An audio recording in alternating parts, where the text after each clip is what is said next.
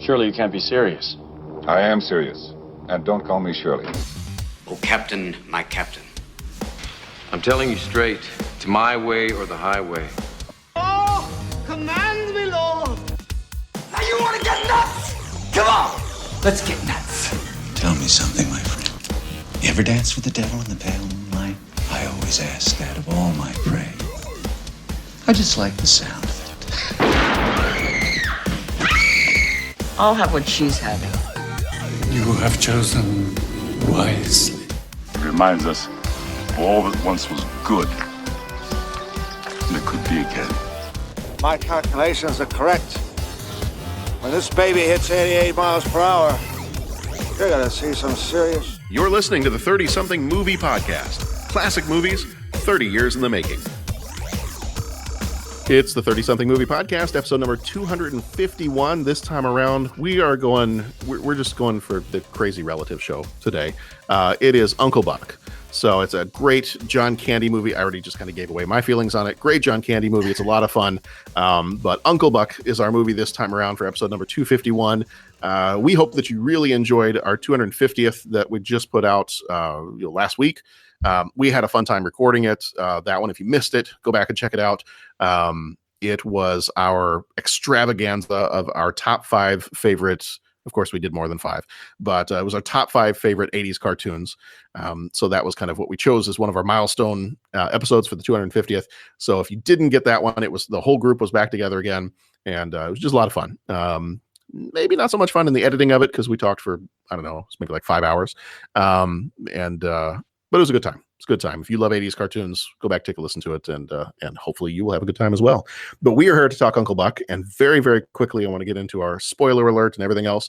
So, spoiler podcast, just be aware, when we talk about these movies, this right now is your spoiler alert. If we mention the title of any other movie, there's always a possibility that we will just talk freely about it. So, just be aware of that. There's most podcast apps have that little skip ahead 15 seconds button. So, feel free to tap on that if you hear the name of a movie that you don't want to know anything about. Leave us a review on iTunes or wherever else you get your podcast. That'd be a great way to just kind of help out the show, let other people hear about the show, for you to share what you're enjoying or even not enjoying about the show. We'll take either one of those. We're good. Won't bruise any of our egos. So we're totally fine. And visit our website, 30podcast.com. That's got all the different ways you can get in touch with us, all of our past episodes, links to suggesting a show. If you've kind of looked at our list of movies that we've got upcoming and you're like, well, they're not doing this one, and this is my favorite movie of 1989. So feel free to go in there. There's a Google form that you can fill out to suggest shows if we don't have them on our list, because we can only get to so many every year. But if you've got one in particular, like, nope, they would be completely like, this podcast is worthless if they don't end up doing this movie. That's not a guarantee we'll do it, but you can at least get your suggestion in there, and we look at every single one of those. So we want to leave that out there. So you're suggesting they don't already think this podcast is worthless? Well, they might. I mean, kind of hope they don't, but if they do, then that's all right. I'm cool with that. That's cool. We're all cool here. We're good. How are you? All right. So we have with me tonight, I have Lovefest. Lovefest, how are you doing? AKA Bo Warmbold. Quite well. How are you? Good. I'm excellent. Found out the other day that so one of the fun things I just found out the other day is that my car, in certain parts of my car, apparently are all disintegrating. So that was a lot of fun. And when they told me what the total was going to be for repairs, I basically just said, thank you very much. I will take my car home with me, and I will be trading it in for something newer. How long have you had that? That car, only 5 years. I was going to say, but how old is it? It's a 2010. Wow, so it's really 9 not that old. Years, it's really starting to disintegrate that bad, huh? Yeah. So wow. I don't know if it was a combination of weather or I hit a pothole or something like that. Because I know I did hit a pothole going into Chicago one day, but when I pulled the car over, when I parked in the city, I kind of looked at everything. I was like, well, it looks fine. I think it's all right. But I was basically told, yeah, you don't really want to drive this too much or else your wheels are going to fly off. Oh, dear Lord. Like, okay, well, I mean, that would make a funny scene if I was a third party watching this whole thing. But right. As the driver, I don't think I'm quite so thrilled about that idea. So that'll be a fun thing that didn't expect I was going to have to be looking for this summer with my family. So that's all kinds of fun. So if you would like to donate, I don't know, roughly $15,000 to the podcast, we are looking for a 30 podcast automobile fund. We'll even let you suggest the color. if you want to. Automobile, lake, big lake. Big lake. I feel like now that my car's just falling apart, instead of getting a trade-in value on it, maybe I should just use it for stunts. There you go. Maybe I could just blow it up and just do something like that. I don't think my neighbors would appreciate that. No. That wouldn't go over so well in Lake Forest. No. They're a little they're a little uppity when it comes to explosions. But the other thing, Bo, I might have told you this before we started recording one of the other times, but I ordered a kilt this morning. Mm-hmm. I am super excited that I finally got to order my kilt. You have mentioned the kilt. My daughter, my 8-year-old daughter, is not excited that I ordered a kilt. I believe this. She is completely freaking out right now. She thought this was a joke. Like she was terrified the other day. I hate or to not the other day, but a young child. Well, but if she's known you as long as she's known you and still thought it might be a joke, I'm a little concerned about her. Well, I try to keep them on their toes, but I kept telling her, no, I'm really doing this. We've got your uncle's wedding to go to in the fall, and I need to wear something fancy, so I'm wearing a kilt. Love it.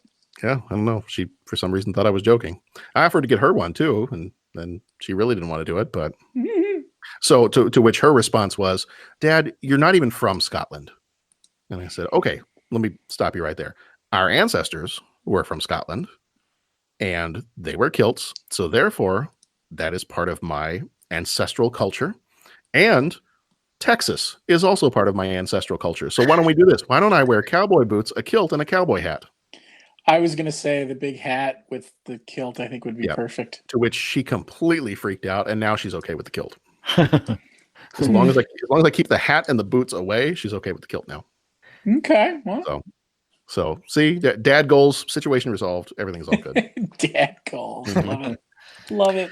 We also have with us Jason Colvin tonight. Jason, one of our longtime listeners. You've been listening for about a little over a year now, and we finally got you on here. We said we wanted to try to find some movies that we know that you were a big fan of that we wanted to get you on, so we finally got you on here. So thank you for being on with us again.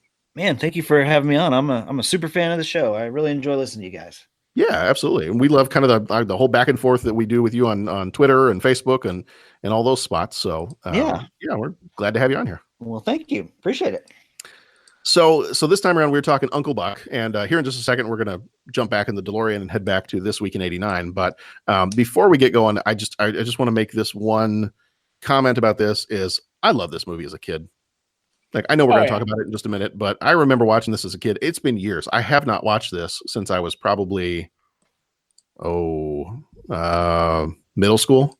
So it's been. It's been that long. Oh, it's been a while. Yeah, it's been 20-ish plus years since I've seen this movie, but I remember just about every moment of this movie when we watched it the other day. So I know we're going to talk about it in a minute. I just wanted to say that up front was I loved this movie. We used to watch this movie a lot when I was a kid, and it was just fun to go back and watch it again after so many years of not seeing it.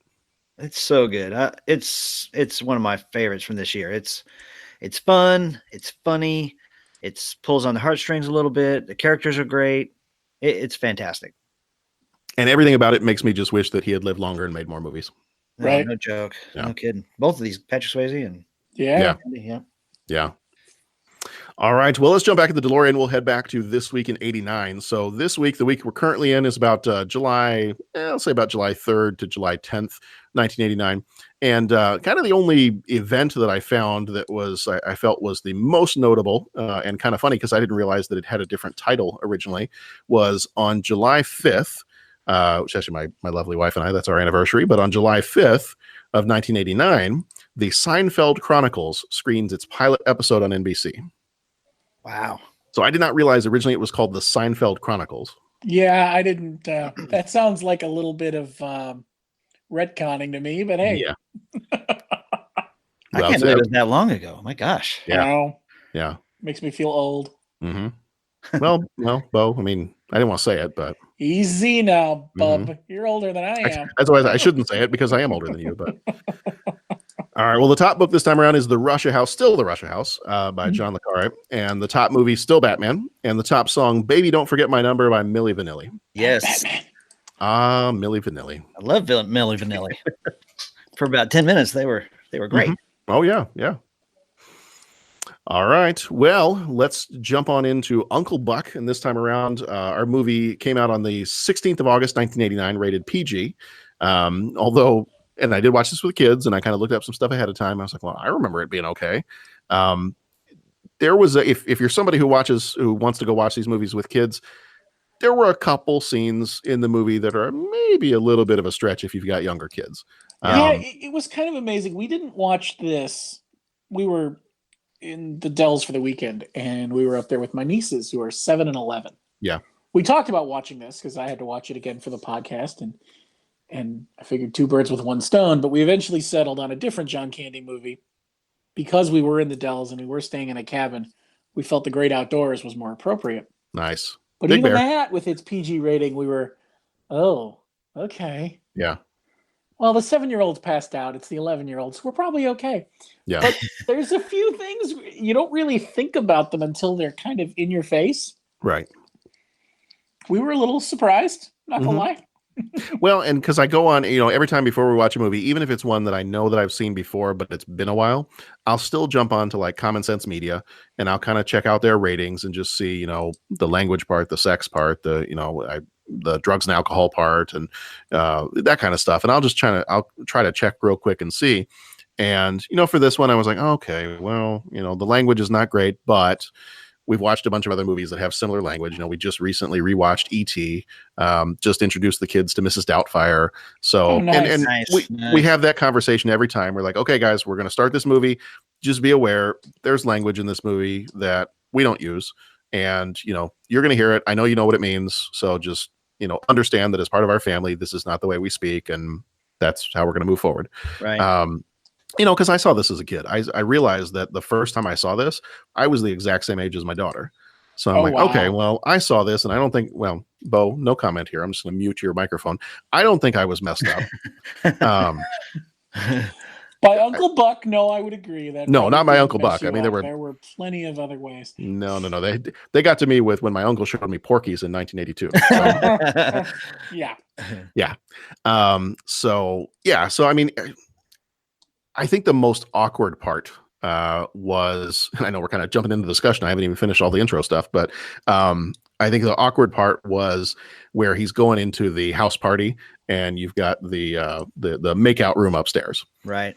That was, we could get past the language, we could pass the other stuff, but I could just, I didn't fast forward through that part, and I probably should have, but I could just tell everybody in the room. It's like when you go see a movie with your parents and then there's a scene that you don't want to be sitting next to your mom while you're watching the scene in a movie. And it kind of like the living room kind of felt like that. I was like, yeah, this got awkward. Probably should have fast forwarded it. Yeah, that's well. That's the rough scene. But yeah, so I mean, other than that, same language as a lot of other 80s kind of PG movies. And, we always just have that conversation with the kids up front and just say, you're probably hearing worse than this on the bus. So, just be aware. It's going to be here. You're going to hear it. And we just don't repeat those things. All right. Well, moving on. Runtime was 1 hour and 40 minutes, directed by John Hughes, who died in 2009. He also did Ferris Bueller, Planes, Trains, Automobiles, and The Breakfast Club. Producers on this one were John Hughes and Tom Jacobson. Writer was also John Hughes, and he also wrote Ferris Bueller, Planes, Trains, Automobiles, and Breakfast Club. Cinematography was Ralph D. Bode, who died in 2001. He did Dress to Kill and Don Juan DeMarco. Music was by Ira Newborn, who did Ace Ventura, Pet Detective, and Weird Science. Budget on this one was $15 million. Box office was $79.2 million. Nice. Rotten Tomatoes critics gives it a 61%. Rotten Tomatoes audience gives it a 76%. IMDb gives it a 70%. Letterboxd gives it a 68%. And CinemaScore gives it a B+. Starring John Candy, who died in 1994. He is Buck Russell. He was in Spaceballs, Planes, Trains, Automobiles, and The Great Outdoors. Jean Louisa Kelly played Tia Russell. She was in Mr. Holland's Opus and Yes, Dear. Gabby Hoffman played Maisie Russell. She was in Field of Dreams and Volcano. Macaulay Culkin played Miles Russell. He was in Home Alone and My Girl. Amy Madigan played Shanice Kobolowski. She was in Field of Dreams and Streets of Fire. So a bunch of movies for her. Field of Dreams, Streets of Fire. Elaine Bromka played Cindy Russell. She was in Law & Order. Garrett M. Brown played Bob Russell. He was in I Am Number 4 and Roswell. Laurie Metcalf played Marcy Dahlgren Frost. Remember the hyphen there. She was in Roseanne and Lady Bird. Jay Underwood played Bug, like a gnat. similarities. The Boy Who Could Fly. Oddly enough, his name is Bug, and he was in The Boy Who Could Fly. Mike Starr played Pooter the Clown, which is just a great name. He was in Ed Wood and Goodfellas, and Suzanne Shepard played Mrs. Hogarth. She was in Lolita, Goodfellas, and Requiem for a Dream. Here is the trailer, and we will be back in un momento. Where do you live? The city. Do you have a house? Apartment. Own or rent? Rent. What do you do for a living? Lots of things. Where's your office? I don't have one. How come? I don't need one. Where's your wife? Don't have one. How come? It's a long story. Do you have kids? No, I don't. How come? It's an even longer story. Are you my dad's brother? I'm your dad's brother, all right. Buck Russell had always been the black sheep of the family. I'm stunned that I'm related to you. Until one night. Buck, we have a problem with the kids. We're stuck for somebody to watch them. Oh, please, not that. Can we trust him? My brother, for God's sake. I won't let him get into that Satan stuff or any of the new chicks. I'll leave that for me. Wow. I'm kidding, huh? Now, he's making them breakfast. Cigar? No thanks. Making them lunch. And making them crazy. What did you do?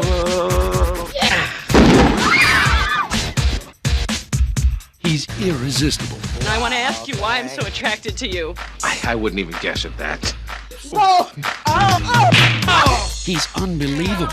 I'm Anita Hogarth. I'm Buck Melanoma. Molly Russell's wart. He's Would you just John Candy. As Uncle Buck. What does he like to drink? I've been leaving the toilet seats up. Is that what the blue water is? It's not good for him, huh? Uncle Buck, the new comedy from John Hughes. You have much more hair on your nose than my dad. How nice of you to notice. I'm a kid, that's my job. Coming soon to a theater near you. All right. So, seems like a dumb question. Is this the first time anybody's seen this movie? Absolutely not. No way. I've seen this a bunch of times, including the theater. Okay. All right. That's kind of what I figured. So, Jason, so you saw this in the theater. So, you were, and I know you, the other episode you were on, you kind of commented, said you were about 16 years old at this point. So is this one that you would have gone to see with your family, or would you have gone by yourself to see it? I think I saw this with my friends first and then took my parents. I finally got some wheels when I was 16 and started seeing every movie under the sun just because I could, you know? Yeah. Mm-hmm. Yeah, we saw this multiple times in the theater, I think. Okay. Yeah, Bo and I are the same age. We were in the same year in high school, same high school, and that was kind of our. I mean, I think that's just your thing. As soon as you get that car, then you just. I know Bo and I. We used to go see movies a lot. Oh yeah. We had the movie theater here that was the $1.50. It was the second run $1.50 tickets. Oh, God, that was amazing. And oh man, we saw so many movies. That summer in particular, I think, was when they brought out the Star Wars special editions. Nice. And I was telling somebody the other day that you and we went to go see it. I think it was like an early morning show one time. We were bored. We didn't have anything else to do. And you and I went to go see Empire Strikes Back, and there was no one else in the theater. Nope. So you and I sat in the back row, and we turned it into our own Mystery Science Theater 3000. It was amazing. It was so much fun. I can't imagine you guys trashing Empire Strikes Back too much. It was lovingly trashing it. There's a lot in all those to go after. It was lovingly done. It was lovingly done. But yeah, as soon as you get that car, you just, I remember that. Like as soon as I didn't have to ask anybody anymore. I want to go see this movie. No, I've got my car. I'm off. That's it. Oh, that's it. Yeah. So when you first saw this in the theater, what was kind of yours? And you said you saw it multiple times. Like, what was it that drew you to this movie when you saw it the first time and you're like, I got to go see this again? Well, so at this time, I was familiar with John Hughes's work. I was a big fan of Planes, Trains, and Automobiles. And so John Candy plus John Hughes plus funny plus family, it had all the right ingredients for me to be a classic. And when I got and watched it, it's so good. Yeah. Yeah, I was trying to remember if we saw this in the theater or not. I don't remember if it was a theater movie. I know my dad was a big John Hughes fan too. He loved Ferris Bueller, and but he was also kind of a big John Candy fan too. So I don't remember if we saw this in the theater or not, but I know that it must have been as soon as this came out. I'm pretty certain we either had a copy of this on VHS or it was recorded off of TV or something like that. But, you know, as soon as we got a copy of this, it was watched regularly. Like I think it was several times a year we watched this movie at home. So, you know, it was regular viewing at my family. Yep. Bo, is this something that you watched pretty regularly when it came out, or did you come to it a little bit later? We saw it a ton. I feel like there was that time period when you could find this movie and most of John Candy's movies on cable a lot. Mm-hmm. I mean, his movies were what made Comedy Central what it was when it first started. I mean, they would do John Candy marathons. This and Who's Harry Crumb is another one. And probably The Great Outdoors was probably part of that same run. But I saw it a ton, and it's just so fun. Yeah. And the interaction with him and Bug and him and the daughter, it's just good stuff. The car that backfires just perfectly every time. I mean, you know, how do you not love that? I remember the amateur dentist line. I've used that line.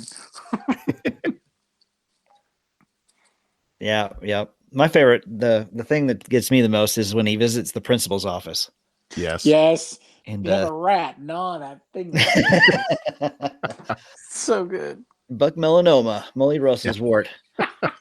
I had forgotten about I remembered the gnaw that thing off your face, but I'd forgotten that whole shtick in there with him just messing up the words and stuff. Oh God, I was dying. I'm not her wart. I'm her tumor. I'm her growth. So good.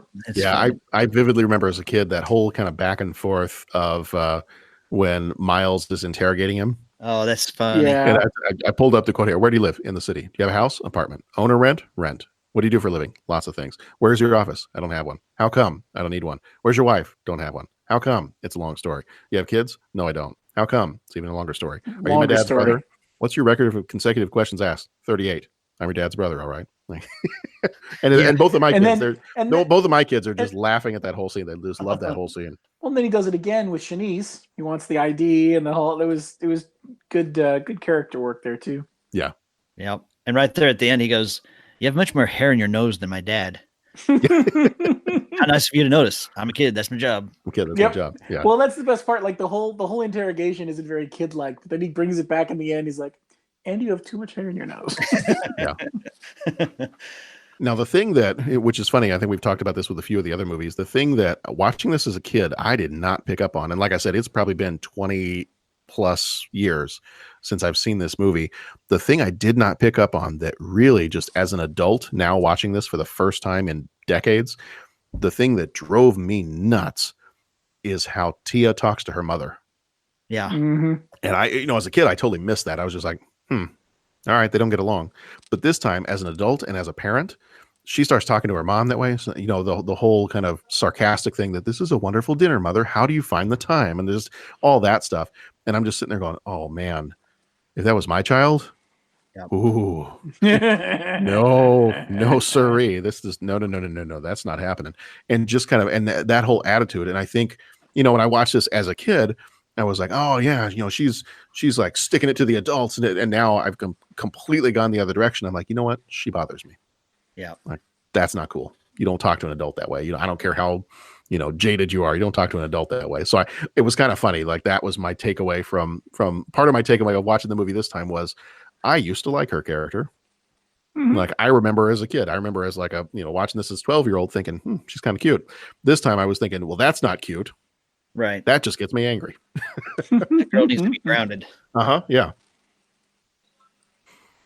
Yeah, just all the stuff you guys brought up, the whole thing with the backfiring car and just how that keeps coming up over and over and over again. I love that scene where he talks to Bug about his axe. Yeah. Yeah. Mm-hmm. Yeah. I think I've got it right here. You're not a gnat, are you, Bug? Yeah.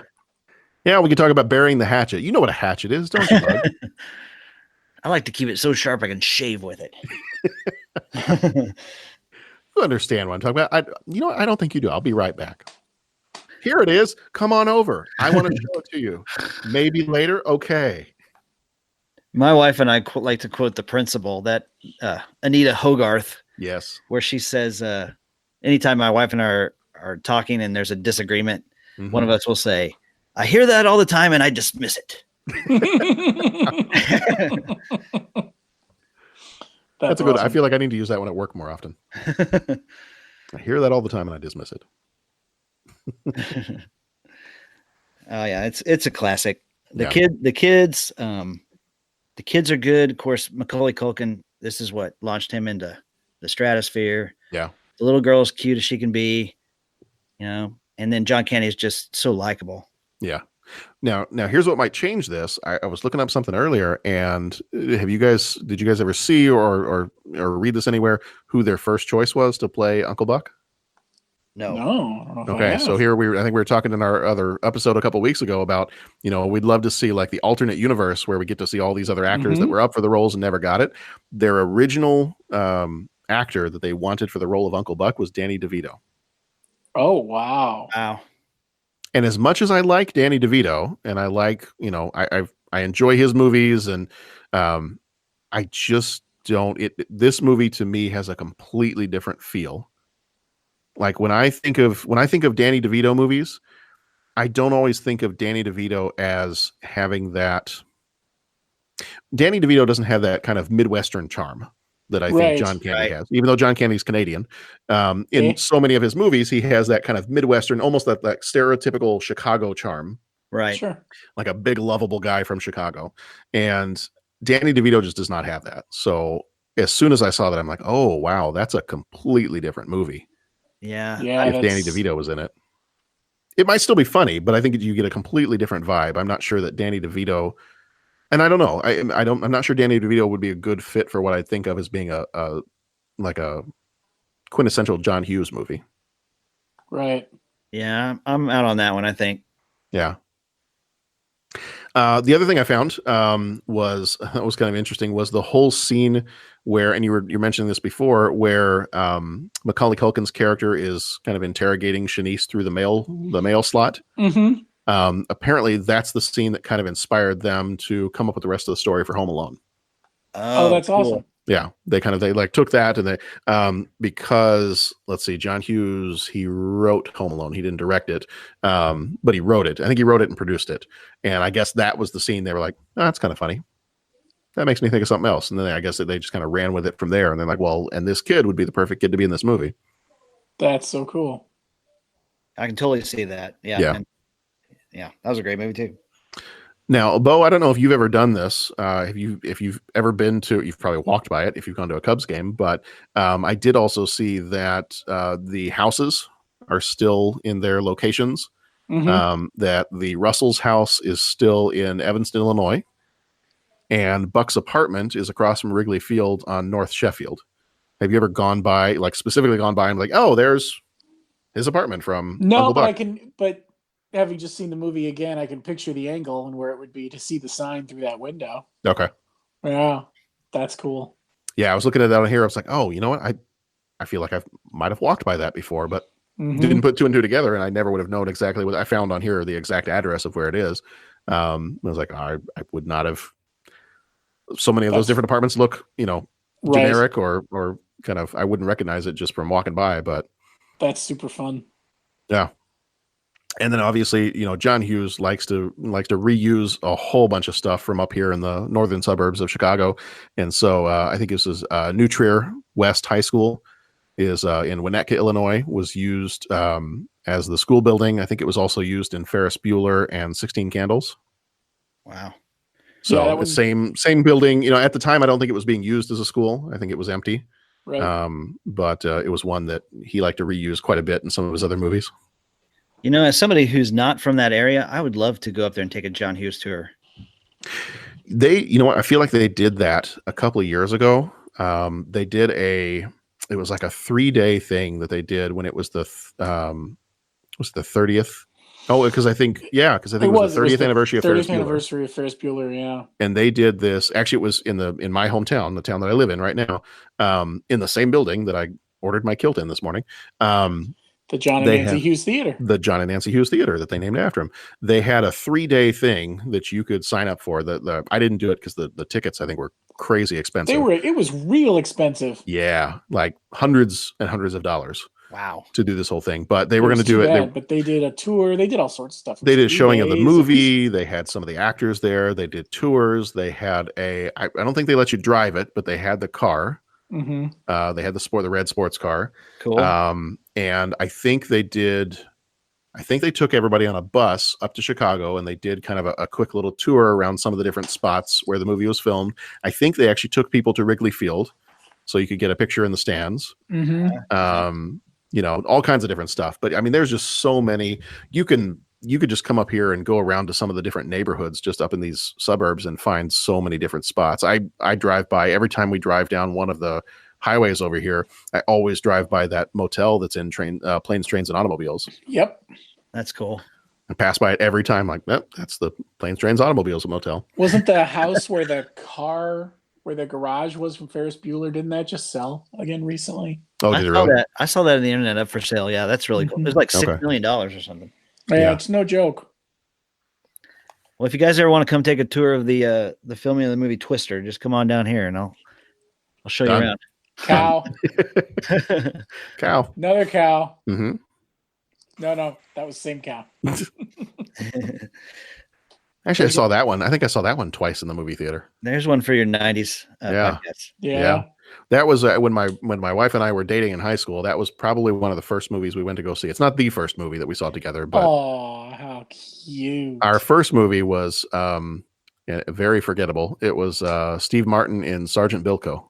Oh, yeah, you survived that one. Yeah, I survived that one. Now, see, and that's the other thing is that she went back for another date. That's we did, right? Kids. She got past that, and it was all fine. But we have like her parents when they went on their first date, they were a little bit older, but they went to go see 2001. And so I'm like, why could we not have had a movie that was like that, like a classic, just one of those masterpiece movies? And that's our first one we saw together. We had to go see Sergeant Bilko. All right, well, that's all right. But yeah, I'd like to do that. I mean, I live up here, and I'd like to do that sometime and go check out a lot of the different John Hughes spots up around here.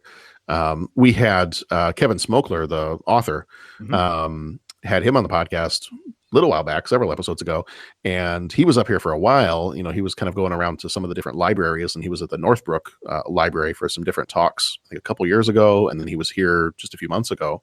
But I know when he was writing his book, the Brat Pack America, he was writing that, like he was up around here. And I know when I talked to him, he was visiting all these locations, and he just talked about how much fun it was to just go to these locations and see the schools and see the houses and, all this different stuff. And yeah, it's just, it's a great place to be if you want to go check out movie locations. I'd love to do it sometime. I read that book too, and it's really good. If you like 80s movies, you got to check it out. Yeah, no, I love that book. And Bo, didn't we talk about like way back in the 16 Candles or the Breakfast Club episode that we did? Didn't your wife? She has did she date the guy that was in the 16 Candles house? She didn't date him, but she knew him, and she's been to the house. She saw the house. That is cool. the one where Farmer Ted gets stuck under the table. Yep. Yeah, that was nice. That was pretty cool. That's cool. Yeah, that would be really cool. All right. Well, I think we've kind of talked about favorite scene. Do you have let's do this. Do you have a favorite scene in the movie before we jump into our 5 questions? Is there one scene in particular that you're like, every time I think of Uncle Buck, I think of this scene? Oh, when he's cooking the pancakes. Yes. The huge with the snow shells. Yes. Exactly. And you're like, my kids were asking, they're like, why don't you ever do that? They're like, what, Dad, why don't you ever do that? We've got a shovel. I was like, well, we also don't have an oven or a stove that big. Did you ask them if knowing what they know about where that shovel's been, would they still eat the pancakes? The boy wouldn't care. Yeah, well, that's true. Nora might care. I don't think John would care. That's a solid point. It would be nice to cook a meal then and get to be able to say, you should see the toast. I can't even get it through the door. Right? Yeah. My favorite scene is still the principal scene. I talked about it briefly, but when he goes down there and she starts ripping his niece for being a silly heart and a twiddler and a jabberbox. Mm-hmm. And then he tears her down and then tells her to go down to the bus station and have a rat and all that thing off her face. And the whole time it's playing, you got Wild Thing by Tone Loc in the background, and it's really cool. That's my favorite scene. Yeah. Right on. I was trying to narrow it down to a particular scene, and in case you've never noticed, John's not good at narrowing down. No. No, he's really not. Ooh, now he's speaking in the third person. This ought to be good. Yeah. I don't have a particular scene, but my two things I'll kind of narrow it down to is the interactions between Buck and Tia, and anything that Miles says, Macaulay Culkin's character. Yes. They did write him really well. Really well. Like, it just when they've parked the car there and Tia's making out with Bug, he's like, that seems like a dumb thing to do during flu season. He's got a lot of funny throwaway lines too. Yeah. She's sitting there minding her own business, and he walks up to her and he goes, "What are you doing? Waiting for your sex?" Yep. Did you brush your teeth? Yeah, you can even feel my toothbrush. I have a friend who works at the crime lab at the police station. If that's true, we're going to really have to start brushing our teeth. Yeah, I think a lot of the kind of the interactions between Buck and Tia, and just especially because I feel like I've done that to my own kids sometimes when they get particularly sassy every once in a while. And it, like that whole scene where he talks about, he's going to pick her up from school. And she's like, nope, I'll get a ride. He's like, nope, I got my orders. What time? And she's like, I said I'd get a ride. And he's like, okay, well, stand me up today, tomorrow. I'll drive to your school in my robe and pajamas and walk you to your first class. Would 4 o'clock be okay? I feel like there are several times if my kids have tried to kind of get a little sassy with me, I'll turn that back around and be like, well, okay. So just so you know, I'm an adult and I really have no shame. So if I need to embarrass you to get a point across, then I'm perfectly willing to do that. But yeah, Miles, just nearly any line Miles has in the whole movie, they just did a great job. Holy smokes, he's cooking our garbage. Yeah, when he first sees him, he's like, "Who are you?" Yeah, "I'm your Uncle Buck. I have an uncle." Just that, it's just funny. Yeah. All right. Well, before we move into our 5 questions, anybody have anything else you want to say about Uncle Buck, other than great movie? Other than great movie, if you haven't seen it, you really need to go see it. It's so good. Yeah, an American classic. Yeah, and I think like I said, my kids are 8.5, and by the time this episode comes out, he'll be 12. And I would say that we always have conversations about the language in the movies and all that. I would also just say that with the one scene in particular when Buck goes looking for Tia, and kind of goes upstairs into the house party, and there's a couple of teenagers making out in the bedroom up there. Other than that scene, I don't think there's really too many other scenes that are kind of skip worthy in this movie. That was really kind of the only one that was a little bit iffy. And if your kids are preteens, almost teenagers, then it's probably going to be fine. Obviously it's one of those that as a parent you have conversations about or whatever you want to, but that would have probably been the only scene that I was like, well, if I could have skipped this, maybe I would have skipped this. Would have missed the funny part with the power tools, but right. Got some language, definitely some bad attitudes, but that's the only scene that you might want to fast forward past. Yeah. All right, well, it's time for 5 questions. He asks each traveler 5 questions. It's impossible to answer. Impossible because you don't know the answer. Nobody could answer that question. You've got to ask yourself one question. What are you asking me for? I don't know. What you've just said is one of the most insanely idiotic things I have ever heard.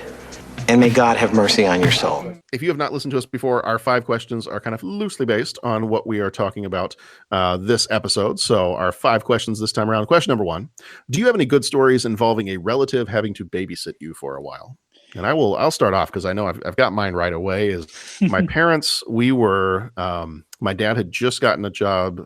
He actually was being transferred. He worked for Texas Instruments in Dallas, and they purchased a smaller company in England, and they were needing to kind of transition that company into the larger TI. And so he was transferred over. He was going to be transferred over, and we were going to be living in England for a few years. And so he and my mom went over themselves for about a week as kind of a combination vacation and house hunting kind of week. And so at the time, I would have been about 10 years old. My sister would have been about 7, and my little brother would have been about 1 or 1.5. And so there really wasn't anybody else that could kind of watch us for a full week. So my aunt, who didn't have any kids at that point, and she was still very young. She was probably in her, oh gosh, maybe her 20s. I don't even know if she was in her 30s yet. So she was still pretty young. And then my grandmother, the two of them came and stayed with us for a week. And that week, I remember we got away with so much stuff that our parents would never let us get away with. Because grandma, I mean, she's just nicest person in the world, sweetest woman I have ever known. And, you know, she would not hurt a fly. I watched her one time as we were driving somewhere. We were a little bit older, driving somewhere, and she ran over a squirrel while she was driving, and she had to pull over the car because she was sobbing so hard that she had run over a squirrel. So that kind of person. But and I don't say this in a mean way, but she was very much a pushover. Like, especially if my little sister, who she always called her princess, if my little sister said something, then, you know, grandma was going to believe that no matter what. And the other aunt, you know, she was probably in her 20s, maybe early 30s, had never had kids before. Really, I don't think had been around kids very much. So she was just kind of there as moral support because she didn't really know necessarily how to take care of kids, much less 3 kids from very different ages. And so I remember most of that week, I was 10 and I just did my normal thing. I went to school, did all that. Well, come to find out, my sister had completely convinced them that she didn't have to go to school if she didn't want to. And at that point, Bo, this is, you know, my sister, so this is going to be hard for you to believe. At that point, this was when my sister was just a very shy and quiet little person. Oh dear. Right. I mean, you know my sister. There's nothing shy or quiet about her now. Absolutely not. No. But at the time, her conversation must have been something like, well, if I don't really want to go to school, mom doesn't make me. And I think that the reply was, oh, okay. That's all right. impressive. Well, you can stay home today. And I probably came, yeah, I know. And I probably came home and was like, are you kidding? Is that all it takes? Like, I should have known that. But my other favorite story out of that whole week was, and I don't know, my grandmother had raised 4 children and a whole bunch of grandchildren. So I don't know how she didn't know not to do this, but she had my little brother, who again was about maybe a year old or so. She had just given him a bottle and she was playing with him and kind of holding him up in the air and kind of shaking him around a little bit. And of course, the contents of his bottle end up coming out all over her face. Oh, nice. And I remember sitting there and watching that. And it was almost kind of like, you remember that scene in Monty Python and the Meaning of Life? At the very end, when the one person throws up and then everybody starts throwing up. Yes. It almost started a chain reaction. Like when he did that to grandma, I saw it and I was like, oh dear. Oh no. It's not good. So that was our exciting week of being babysat by other relatives. That's funny. Nice. I'm giving it up for your sister. Talking grandma into letting her out of school for a week was. I know. I was super jealous about that. I don't have a story anywhere near that good. My mom went out of town on a training trip for work. She left us with my uncle. My uncle's fine, but he was dating a woman at the time, now his wife, and they really liked to go shopping. So my brother and I, who to this day hate shopping, were forced to walk Gurney Mills twice. Ooh. Gurney Mills is a large mall up by us. I think it's 2 miles. Wow. To walk the thing. Yeah, if you walk the whole thing, it's about 2. Yeah, it's a big, huge outlet mall. Yeah. Yeah. So we walked Gurney Mills twice in one day. Ugh. And then the next day they decided they were going to meet up at Woodfield. Oh dear. Yeah. So it was a weekend that I would not soon repeat nor wish on anyone. It was not great. That's like, you know how when some people repeat those statistics of, you know why a mattress is so important because you spend 1/3 of your life sleeping or whatever like that. Yeah. I used to always kind of repeat that statistic, but I was like, you know why I don't like to go shopping sometimes? Because with my mom, I spent like 1/6 of my life in TJ Maxx. Right. And I don't ever want to go back into that store ever again. I've paid my dues. I'm out. Right. Well, Jason, do you have an awkward, it doesn't have to be awkward, but do you have a story involving a relative having to babysit you for a while? Or have you been the relative that has babysitting? The only thing I have to talk about on this is I was babysitting one time, put some kids to bed. This is in high school, and we had early morning baseball practice, and So I was tired. So as soon as I put the kids down, I crash on the couch. And when the parents got home, the kids were running amok. I know the little boy had gone in the bathroom and got mousse in his hair and was, Oh, nice. It was a full on disaster when the parents woke me up. That was the last time I babysat for that family too. Yeah. That's outstanding. Yeah. That is awesome. I learned, I think my wife and I she was babysitting and I came over to help because it was like a combination of babysitting and dog walking that she was doing, I think for one of her college professors. And so I came over to help one night when she was babysitting because I think she had to babysit like 2 nights in a row. And so I came over to help out and she was having a little bit of a tough time with the kids. And I think I just had a copy, and Bo, maybe you can back me up on this if you remember this. I think I must have had so many copies of the Star Wars movies on VHS that I just kept a copy in my car. This wouldn't surprise me at all. Okay. I don't recall the situation, but I got to be honest. If you told me you drove around with one, it would not surprise me one bit. Okay. All right. I think through most of high school, I probably had a copy of a Jimmy Buffett cassette and a copy of Star Wars on VHS in my car, but just, for emergencies. Bringing a party. And so I remember she was having a little bit of trouble with the kids, and the kids were probably, I don't know, they were maybe like 6 or 7 or 8 years old, something like that. They were, they weren't older kids, but they also weren't babies. And she was having a little bit of trouble with them and couldn't get them to like settle down. So I think I ran back out to the car. I got my copy of, must have been Return of the Jedi, and came back in and I popped it in and turned the TV on. And immediately those kids they sat down and I sat there, and it was like, I kind of envisioned my future. I had 2 kids sitting on either side of me, and I'm sitting there explaining the entire movie to them. Now, this guy, his name is Jabba the Hutt, and he's this evil crime lord. And the reason you don't understand what he's saying is because he's speaking a language called Huttese. And the kids would just they listened to me the entire time like I was some tour guide on some magical tour adventure that they were going on. And Sharon was just like, all right, anytime I babysit from now on, I'm just bringing you with me because apparently Star Wars works. I said, of course Star Wars works. Absolutely it does. Use the Force, young That's ones. right. That's right. All right. Question number 2. Did you have a crazy uncle? Bo, you had a shopping uncle. And a shopping uncle. You count that as crazy? Or? No, my uncles were all very, very different people, but none of them were crazy. Okay.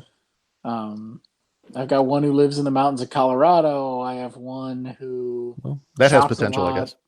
Yeah, all very different people, but no crazy ones. Okay. No Uncle Bucks in our family. Okay. All right. Jason, you have any Uncle Bucks in your family? I didn't have a crazy uncle. I did have a fun uncle though. So okay. I had That counts. the type of uncle that took me to the mall on my birthday and said, "All right, just whatever Atari cartridge you want, Nice. just go get it." There we go. That was big time. He did draw the line one time. I asked him to record.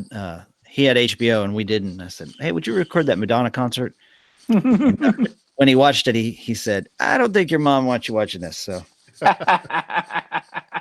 his judgment got the best of him that night, unfortunately. Happens to the best of them. Well, that was my uncle. I have referenced several times on this podcast as being the reason why I watched so many movies at a young age that I never should have seen. My uncle was the other way around. My uncle was, if there was something on HBO that he thought was cool, he was going to share that with me, whether or not my parents thought it was appropriate or not. So I think he was babysitting one time, and I don't know how I remember this, but I have memories of being a fairly young child and watching the movie Porky's with him. Oh my gosh. And like, why? I don't understand how he lived after my mom found out that he showed me that movie when I was that young. He's also the one that we had a time where all of the my grandparents used to live in a town in northern Texas called Athens, and they, like, the whole family got together, and I don't remember if we were having a family reunion or what it was, but the whole family was there. All the aunts and uncles, all the cousins were there, and so you had a room of it was probably somewhere between 8 to 12 kids, all ranging in age from, I was probably 14, maybe 14 at the time, all the way down to, the youngest ones were probably 4, maybe 3 or 4. And all the other adults left, and my uncle was left there to kind of be in charge of all the kids, and he decided that he was going to go pick up a couple of movies. I would just like to point out that after all of his history, they still left him in charge of the children. Well, and So, if I go too far up to the present time, his whole story and his trustworthiness get a whole lot worse. But it was, we'll get to that in a second. But so he decided, he's like, I'm going to go rent a couple of movies that I think the kids would think are really fun. So he goes to the video store, he comes back, and remember, we've got kids from about the ages of 3 to about 14, and the movies he thought would be fun for kids were Predator and Terminator 2. So I remember watching Predator and Terminator 2, and I loved it. I mean, I'm a 14-year-old kid. I'm like, oh man, these movies are great. And of course, we got the other kids are either just completely petrified or crying or whatever. And my sister is still like, I'm not ever watching Predator ever again. I remember watching that as a 11-year-old, and people were skinned. I'm never watching that. So I don't know, just something about his judgment was very, very flawed. And the quick version of, that kind of gets us up to today is over the course of time, he kind of got involved in these kind of very shady companies. And if anybody ever asked me, like, what does your uncle do? Or we'd ask, within the family, like, what does our uncle do? And at different times, he was selling ties, or he was selling mail order chocolate chip cookies, or he was selling just crates and crates of Gold Bond medicated cream, or all kinds of other stuff. And then all of a sudden, one day, he's working for a company that does online tech support. And we're like, how is it? But it's all the same company. We're like, how could this possibly be the same company that sells cookies and tech support and ties and Gold Bond? Diversification. Yeah, apparently. So I went one time to look. I was like, I got to look and see if this company still exists. And it does not still exist. And it's a very shady company. But if you go Google search this, and I got to see if I still have the photo somewhere. There is a picture of my uncle and his son when his son was maybe 6 or 7. And they look like they're standing in the back room of this like dilapidated restaurant or warehouse or something. And a very either sleepy or drunk Mel Gibson is standing right next to them. Oh, dear. I mean, it looks like with the way the whole picture is set up. It could have been either. It could have been. But the way the whole picture is set up is Mel Gibson looks like he does not want to be there. And the setting that they're in just makes it look like that there's this guy and his young son that have kidnapped Mel Gibson and are keeping him in the back of this warehouse. Yeah. So, and eventually the story gets worse, and now we don't know where he is, and he stole a bunch of money from the family. But, that was, that's where the story takes kind of an extreme turn in the last few years. Oh, dang. But, so that was kind of maybe I'll say it's a shady uncle and not quite a crazy uncle. He was the fun uncle when I was a kid, but then things started to kind of take a turn there. All right. Number 3, what's your favorite John Candy role? Barf. Yes. Always when I'm eating. Half man, half dog. I'm my own best friend. Yeah, for me, it's Uncle Buck. It's absolutely Uncle Buck. Nice. I like Del Griffith from Planes, Trains, and Automobiles a lot. Sure. He's a little more annoying, sort of less smart, I think. But Uncle Buck is he's the top of the list for me. Yeah. Yeah. I think, and Uncle Buck is a very close, maybe tied for second with me, but Planes, Trains, and Automobiles, for some reason, was a movie that until we did it for the podcast, I had not seen. It was one of those that just I had not, I don't know why. I feel like with my family and the type of movies we watched, and I have no idea why I didn't see that up until maybe it's one that I assumed I had watched. And so then I just never bothered to, try to go check it out again. But up until we did it for the podcast, I had never seen that movie. And that may be, Del Griffith may be my favorite John Candy role. I really like him in that movie. But Uncle Buck too. It's like, it's right up there. Barf was my other one. So between those 3, those have got to be my 3 favorites. I thought he was good as Tom Hanks's brother in Splash too. That one kind of gets overlooked. Mm-hmm. Yeah. Mm-hmm. Yeah. Well, and one of our other teachers here at the school that I work at had pulled up something the other day because he said, well, at Halloween time, and I forget what the characters' names were, but it was John Candy and Eugene Levy as these 2 like Eastern European brothers on SCTV. Uh-huh. Mm-hmm. I'm completely blanking out on what their names were. But he was saying, Pat, one of the other guys that's been on the host of the show before. He said, well, Pat, you could, you kind of got the same eyebrows as the Eugene Levy character. So if you and John want to do this costume for Halloween, nobody's going to know who you are. But you guys could totally do it, and the 3 people here in this building that know who you are would think it's hilarious. So I don't think we're going to do it, but that was another kind of fun character from him. And some of his old stuff from SCTV, and I do like his character from Blues Brothers. Yeah, that's fun. But just kind of one of those like smaller bit parts. Yep. Vacation, the security guard in Vacation. Yep. All right, number 4. If you had a get rich quick scheme, what would it be? And I'm just going to start by saying I don't have one, because I tried to think about it and I was like, well, I feel like a lot of get rich quick schemes like that. I'm going to be the goody two shoes and say that a lot of those schemes hurt other people, and I'm like, well, I don't want to do like, I wouldn't mind getting rich real quick, but I don't want like other people to suffer at my expense if I'm the one getting rich. So I don't have one, but I will say that I heard this on another podcast like several months ago. And the guy's name was Victor Lustig, I think was his name. And it was early part of the 20th century. He had noticed that the Eiffel Tower was in different levels of disrepair in downtown Paris.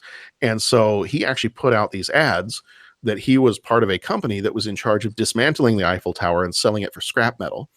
So he put out these ads, and he was able to get companies to bid on whether they would be able to be the ones that could take it for the scrap metal.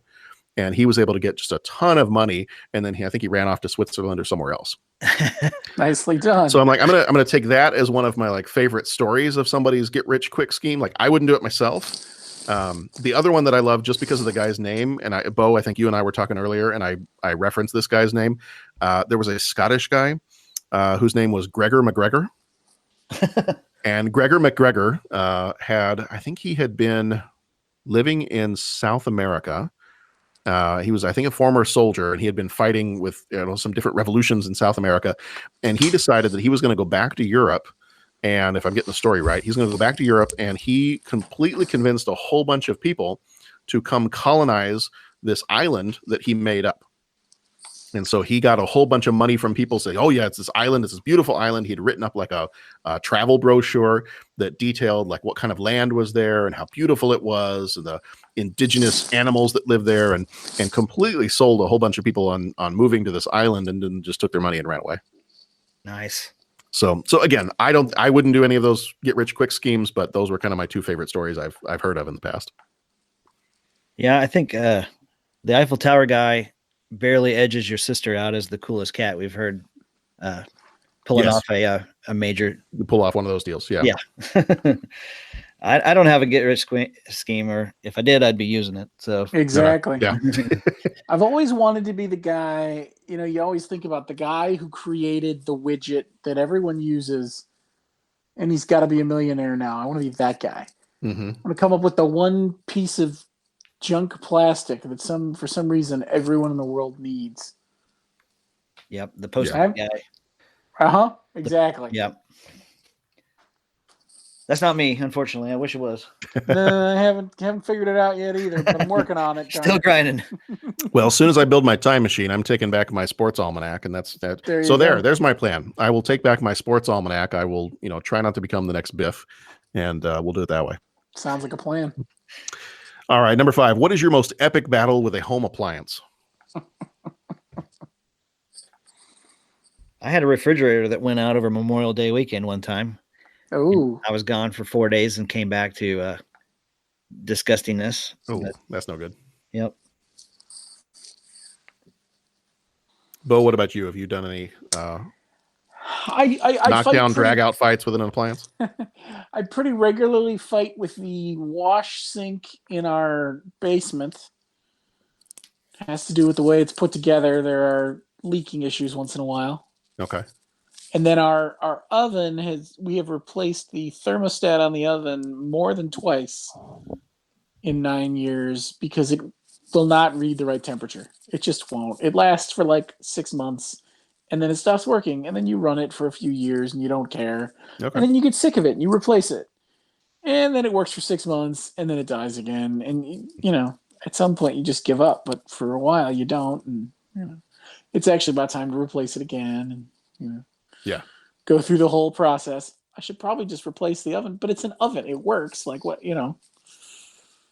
That's probably my ongoing battle. Okay. All right. And yours? Yeah, I don't think I wouldn't necessarily call it an epic battle, but it was a time where my son was a baby. I think it was him. It was either him or my daughter. I think it was my son. He was a baby, so just maybe a few months old. And my wife was going somewhere, I think either with her mom or somebody else, and so she was going to be out of the house. And it was probably going to be the first time that it was ever just me in the house with the baby. Mm-hmm. And and I'm not, I have a few teacher friends here who are guys, and they're just like, no, I'm not very good at taking care of a baby by myself, and I am perfectly comfortable taking care of a child. My wife was an only child. I had 2 younger siblings. I've been around babies a lot. I am just as comfortable, sometimes maybe even more so, taking care of a baby, than my wife is. And so I have no problems at all. And, people would always say things like that. Oh, is he okay being left at home with the baby? And my wife was like, you're being ridiculous. Like, he's totally fine. He's the father of the baby. He knows how to take care of it. And so we'd always get upset when people would say things like that. Like, yeah, what do you think? I'm going to burn the house down or something?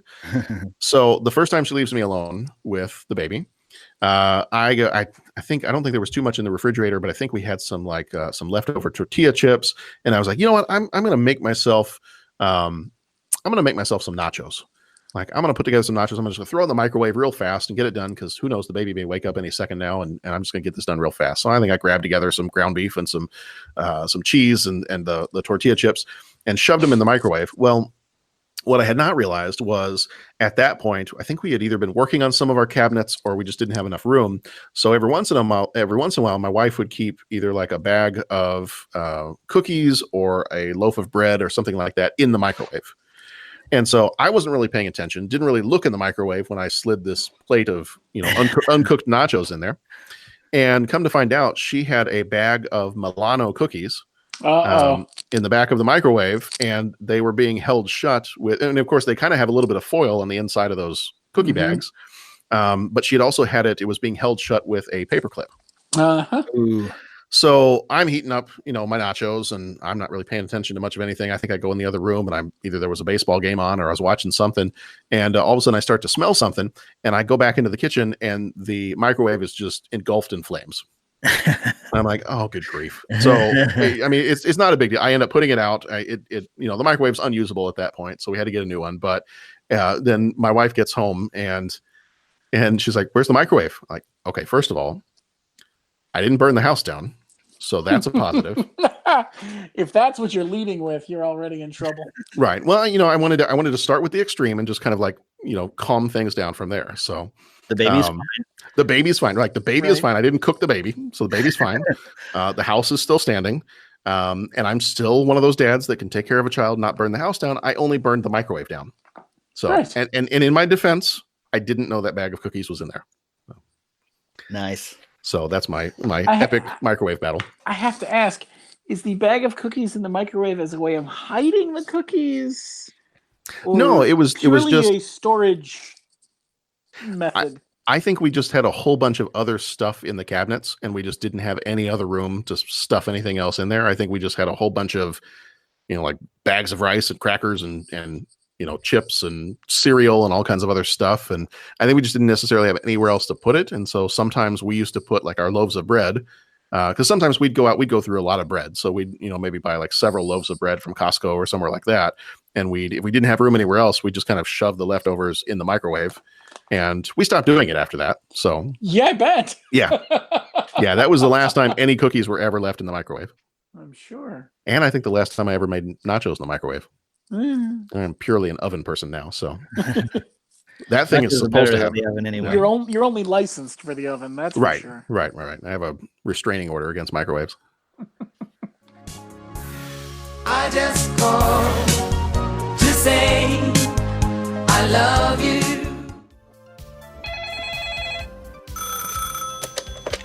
Ed Rooney's office. Ferris Bueller's online too. I don't know who you are. I don't know what you want. What am I doing? Talking to an empty telephone. I don't understand. Because there was a dead man on the other end of this phone. Maybe. I guess you should have called. I did call earlier when using the phone. Earlier? When was that? Or later, when then I left a message. A message? What number did you call? 2, 4, Niner, 5, 6, 7, 8. I can't hear you. You're trailing off. And did I catch a niner in there? Were you calling from a walkie-talkie? No, it was cordless. Mm-hmm. You know what? Don't. Not here. Not now. Okay, bye-bye. Oh, shoot, she knew it was me. Hey guys, Pat here. Just a couple thoughts about Uncle Buck. Yeah, great film. It was, we saw this as a family. I don't know if we went out to the theater and saw it, but I know we saw it pretty close to when it came out. And it was one that the whole family enjoyed. Loved watching it. I asked my folks about it. Hey, do you guys remember Uncle Buck? Oh yeah, that was a great movie. We got to watch that again. John Candy was just great in it.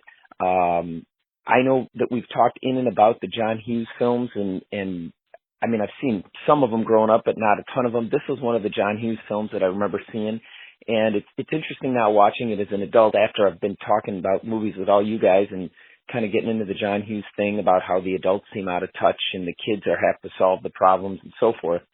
And what I thought was cool about this movie is, yeah, the parents were out of touch with their kids, but you had, you know, the hero in the form of John Candy's Uncle Buck that, yeah, he was a little crazy and there were a lot of funny things that he'd get involved in, but he was the one that could, reach the kids. And even watching this as a kid, I remember being struck by the fact that, you know, he didn't take any flack from the daughter.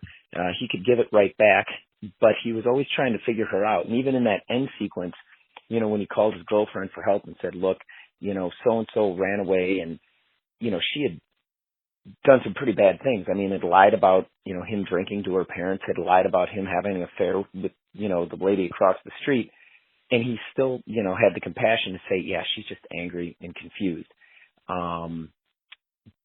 But kind of like let her come to that conclusion herself and realize that she was in the wrong. So I don't know. In watching this movie, I still think it holds up pretty well for kind of how to deal with kids and you know, parenting and so forth. Uncle Buck is great, and John Candy is just, I mean, the incomparable John Candy. And all those comedic moments from knocking on the wrong door across the street, or, you know, some of the more physical comedy where he gets hit in the head with the door, to, you know, putting the assistant principal in her place, just one scene after another of greatness. So, I mean, really enjoyed the movie. As far as, you know, the 5 questions, I would say, you know, no crazy babysitting stories. However, like my brother or sister and I kind of went through babysitters growing up. Like there were a lot of people who would come watch us and then not do it ever again. Even the grandparents one time, things got a little heated with the grandparents. And there's a funny story about my folks coming home and my grandparents meeting them at the door saying, yeah, you know, maybe you want to look into some other babysitters next time. And yeah, there's some stories about the Canagalo kids kind of running roughshod on babysitters. No crazy uncle that, you know, would do antics like that. You know, fun uncles and exciting, you know, people to be around, but nothing quite crazy like that. Favorite John Candy role. Boy, that one's hard because there's so many. I'm going to try and squeeze 2 in here. I'd say favorite movie that he plays in would be Spaceballs. However, his favorite role would have to be The Great Outdoors. I love seeing him in that. Number 4, I got no get rich quick schemes. And Home Appliances. Boy, I don't know. It's hard to narrow that thing down. But yeah, I'd have to think of some home appliance stories that are worth it. There was a story that, you know, there was a story of my dad and I trying to cut into the sewer line to get